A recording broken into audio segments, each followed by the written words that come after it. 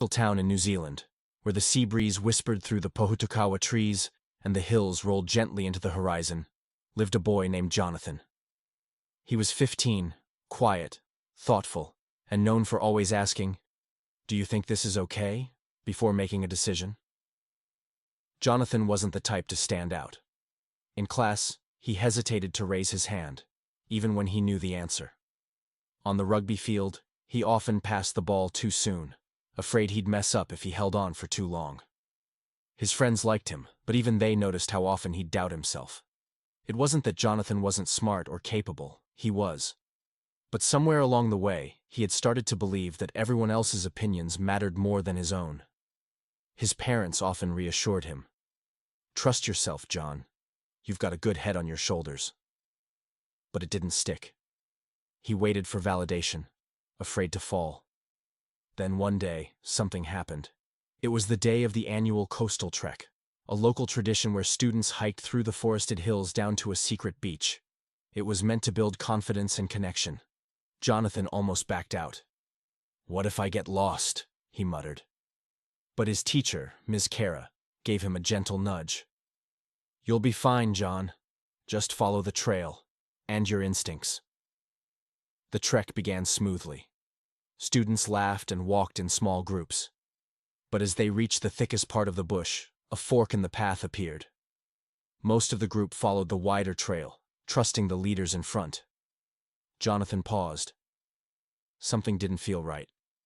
He looked at the signpost, weathered, barely readable. A tiny arrow pointed left, while the others had gone right. He remembered Ms. Kara's instructions from that morning. "Take the left path at the fork. The right one loops back." He called out, "Hey!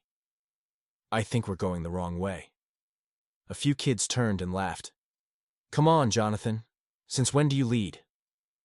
He hesitated. His old self would have followed. But something clicked. This time, "I know I'm right." With a deep breath, he turned left. Alone. Birds chirped above. His heart thumped.